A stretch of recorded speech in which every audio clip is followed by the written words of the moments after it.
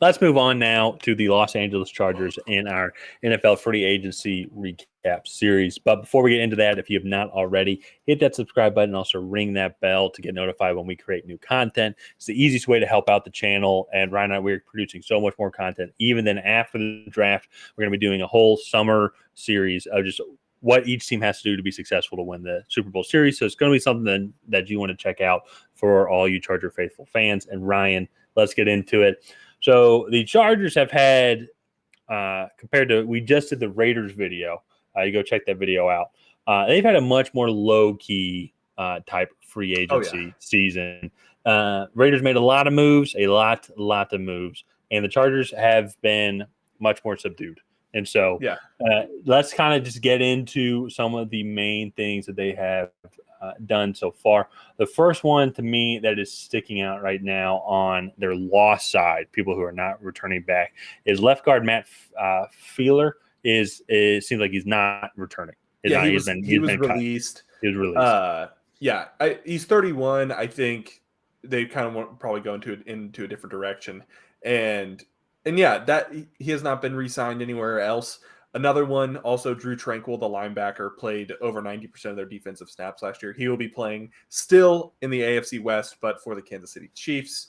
Yeah. And so Storm Norton, Joe Gaziano, both left in free agency, small losses. And then Brandon Fehoko is now playing for the Steelers. Again, a little bit more of a rotational piece, but still played over a fourth of the snaps for that defense last season. So any other big unsigned guys? Kyle Van Noy right now seems like he has not been signed according to Over the Cap. And then also, other than that, though, I'll mention Chase Daniel, but we're going to address that here in a second.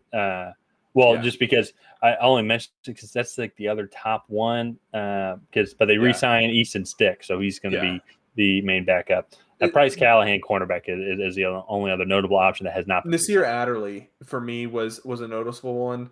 He played over 80% of their defensive snaps last year. Oh, I see that now. Okay. But yeah, they also had a ton of secondary injuries, so that could have contributed to his influx in snaps. So let's move over now into their key additions, and I really only see one. Yeah. And that's Eric Kendricks, the linebacker from Minnesota, going to kind of replace that Drew Tranquil role.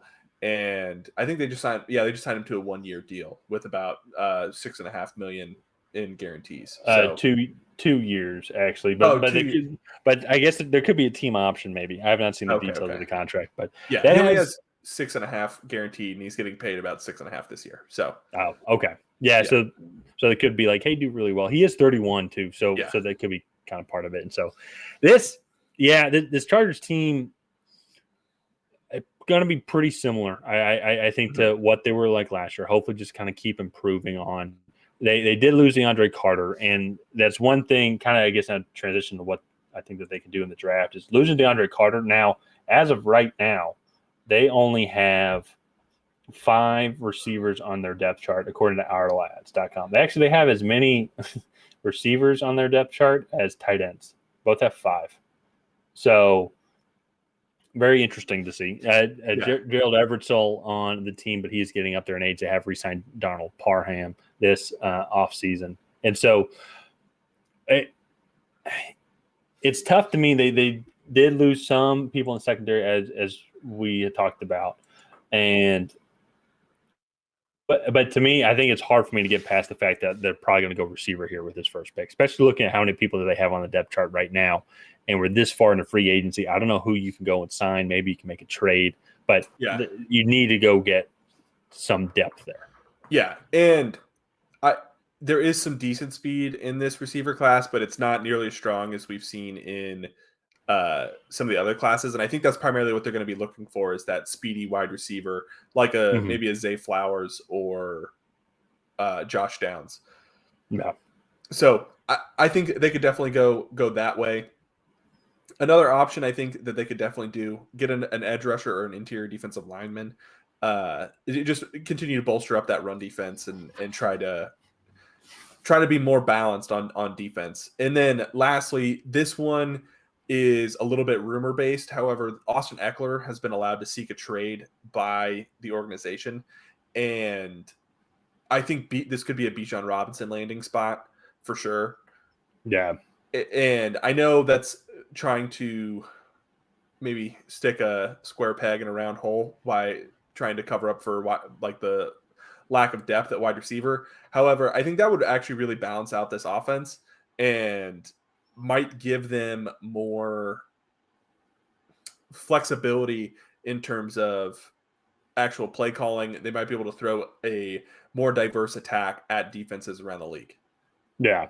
That could be interesting. My one thing with the Bijan, right, I would rather them go receiver and then running back, and maybe if Jahmyr Gibbs is there in the second round, or wait until you get Zach Charbonnet or Devin A-Chain, or even there's even other guys. If you want to get like Roshan Johnson in like the 4th or 5th round or something like that, who guy with a lot of talent, but is can come in and I think help contribute.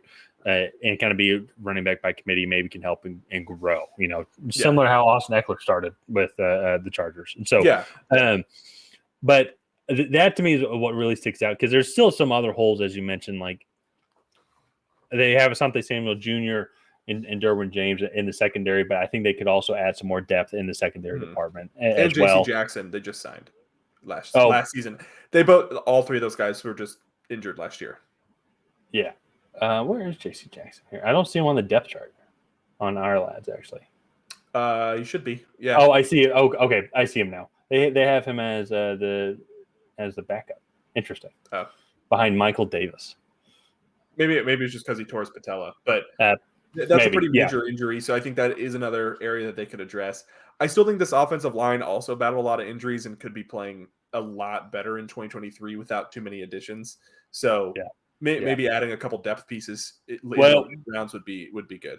One of the things I see, so Jameer Sawyer kicked out to left tackle to replace for Rashawn Slater when he went down. Yeah. I think he can kick into left guard, and you have that with Corey Linsley, who did really well. Zion Johnson performed well, and so they can maybe improve a little bit in the right tackle position. But in general, this offensive line is much more improved to what it was when Justin Herbert first came into the league. Yeah, no, definitely 100%. So I really like the upside for I almost said San Diego Chargers, for the Los Angeles Chargers in 2023. There's not really a whole lot to talk about because I think the team is ready to win right now with the roster that they have, and they're just going to try to bolster it up in the draft. They have all 7 of their original picks, and I think they're going to get 7 solid players. So, yeah. But let's go ahead and wrap up the Los Angeles Chargers offseason recap there. Again, if you guys have not already, please go ahead and like and subscribe and smash that bell so you get notified when Tyler and I create new content. We are trying to reach 1,000 or 2,000 subscribers by the start of the NFL season. We've actually already hit 1,000, so thank you very much for all of our new subscribers. But help us reach our new goal of getting to 2,000 by the start of the NFL season. And other than that, we will see you guys next time.